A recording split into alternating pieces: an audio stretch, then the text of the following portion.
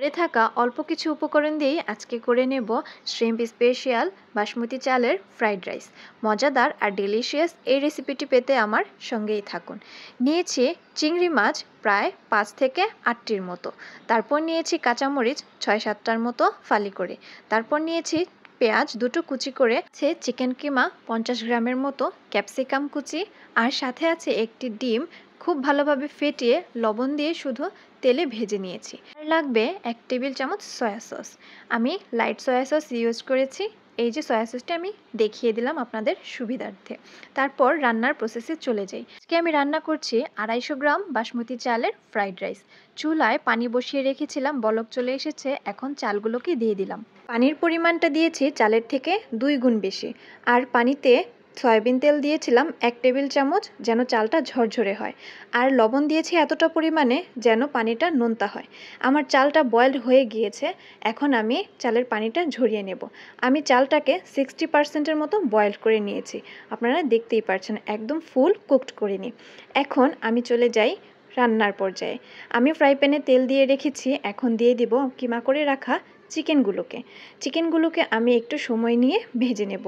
হালকা একটু ভাজা হয়ে এলে এখন অ্যাড করে দেব রসুন বাটা পেস্ট। আদা রসুন বাটা দিয়ে এখন কিছুক্ষণের জন্য একটু নেড়েচেড়ে হালকা করে ভেজে নিয়ে চিকেনটা যখন রঙটা চেঞ্জ হয়ে যাবে আর কাঁচা গন্ধটাও চলে যাবে, তখন অ্যাড করে দেব কুচি করে রাখা পেঁয়াজগুলোকে দিয়েও কিছুক্ষণের জন্য ভেজে নেব, অনেক বেশি সময় ভাজতে হবে না। তারপর এখন অ্যাড করে দেব কেটে রাখা ক্যাপসিকামগুলোকেও দিয়ে একটু হালকা করে ভেজে নেব। তারপর অ্যাড করে দেব ভেজে রাখা ডিমগুলোকে। তারপর দিয়ে দেব ভেজে রাখা চিংড়ি মাছগুলোকে দিয়ে সব কিছুকে একসাথে মিলিয়ে কিছুক্ষণের জন্য ভেজে নেব। এই সম্পূর্ণ কাজটা কিন্তু আমি চুলার ফ্লেম একদম হাই রেখে করছি। ফ্রাইড রাইস রান্নার জন্য চুলার আঁচটা একটু হাই রেখেই করতে হয়। আর এখন অ্যাড করে দিচ্ছি 1 টেবিল চামচ সয়া সস। তারপর দিয়ে আবারও খুব ভালোভাবে নেড়েচেড়ে ভেজে নেব। তারপর এখানে ক্যাপসিকাম আর চিংড়ির জন্য অল্প পরিমাণে একটু লবণ অ্যাড করে দিয়েছি। একটু কম পরিমাণে দিতে হবে কারণ সয়া সসে লবণ থাকে। এখন দিয়েছি 1 টেবিল চামচ টমেটোর সস আর 1 টেবিল চামচ চিলি সস। এই সব কিছু একসাথে করে নিয়ে আমার ভাজা হয়ে গেছে। এখন আমি যে চালটা বয়েলড করে রেখেছিলাম সেই রাইসগুলোকে দিয়ে দেব। দেখতেই পাচ্ছেন কত সুন্দর রাইসগুলো বয়েলড হয়েছে, একটা চালও ভেঙে যায়নি। এখন খুব আলতো হাতে আমি সুন্দর করে সব কিছুর সাথে নেড়েচেড়ে মিশিয়ে নেব। আর এই কাজটাও কিন্তু করতে হবে চুলার আঁচটা মিডিয়াম হাই ফ্লেমে রেখে। ভালোভাবে নেড়েচেড়ে মিশিয়ে নিতে হবে আর ভেজে নিতে হবে প্রায় 5 মিনিট সময় ধরে। পর এখানে আমি আরও কিছুটা পরিমাণে লবণ অ্যাড করে দিচ্ছি। একটু সাবধানে লবণটা অ্যাড করতে হবে, বয়েল করার সময় রাইসে লবণ দেওয়া হয়েছিল, সাথে সয়া সসেও কিন্তু লবণ থাকে, সেই দিকে খেয়াল রাখতে হবে।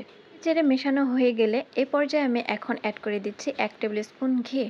আর ঘি দেওয়ার পর যখন ফ্রাইড করছিলাম রাইসটাকে, এত সুন্দর স্মেল যেটা আপনাদেরকে এখন আমি বলে বোঝাতে পারছি না। যাই হোক, আপনারা রান্না করে খেলেই কিন্তু বুঝতে পারবেন। প্রায় একদম 80% ফ্রাইড করা হয়ে এসেছে। এখন আমি অ্যাড করে দিচ্ছি ফালি করে রাখা কাঁচামরিচগুলোকে।